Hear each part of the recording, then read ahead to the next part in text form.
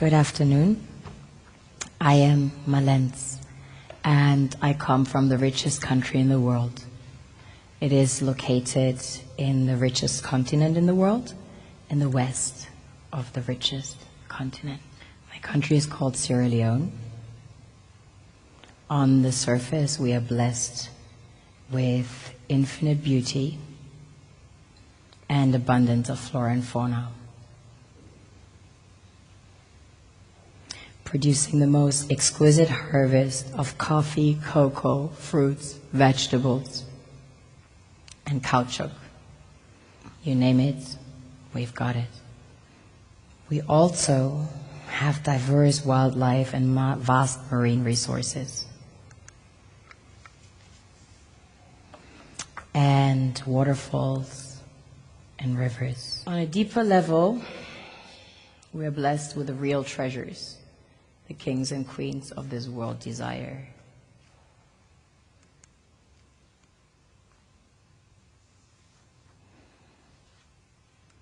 This was the largest alluvial diamond ever found. It weighs almost 1,000 carats, 969 to be precise. This beauty was found by an old lady in her backyard about 2 years ago, 125 carats. Some people mine gold in their backyards. That's quite common. Besides gold and diamonds, we have about 20 precious minerals that have been discovered as of today. We recently started extracting huge petroleum reserves that have been discovered. We have platinum, ilmenite to make titanium, rutile to coat jets, iron ore, the largest iron ore deposits in Africa, the third largest in the world. Tantalite, also known as coltan, used in your mobile phones and computers. Bauxite for aluminum production. Zinc, chrome ore, copper, coal, phosphates, potassium, salt, lead, granite, asbestos, nickel, zircon. Furthermore, we have exquisite timber like mahogany, antique, and we have the most beautiful stamps in the world.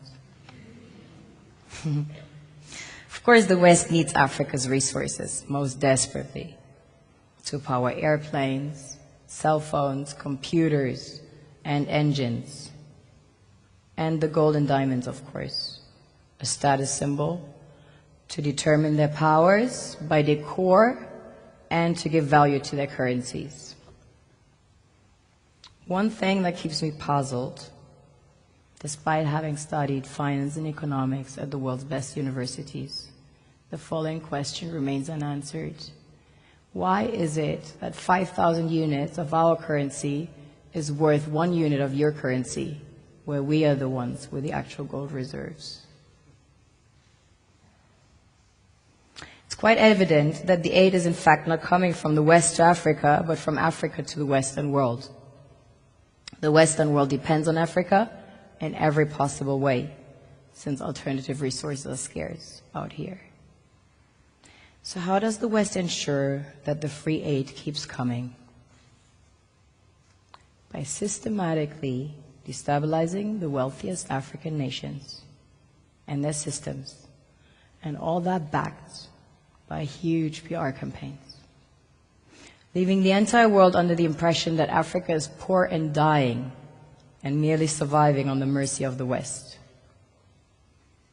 Well done, Oxfam, UNICEF, Red Cross, Life Aid, and all the other organizations that continuously run multi-million-dollar advertisement campaigns depicting charity porn to sustain that image of Africa globally.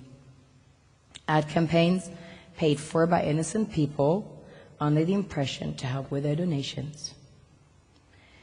While one hand gives under the flashing lights of cameras, the other takes in the shadows. We all know the dollar is worthless, while the euro is merely charged with German intellect and technology, and maybe some Italian pasta. How can one expect donations from nations that have so little? It's super sweet of you to come with your colored paper in exchange for our golden diamonds. But instead, you should come empty-handed, filled with integrity and honor. We want to share with you our wealth and invite you to share with us. The perception is that a healthy and thriving Africa would not disperse its resources as freely and cheaply, which is logical. Of course, it would instead sell its resources at world market prices, which in turn would destabilize and weaken Western economies established on the post-colonial free meal system.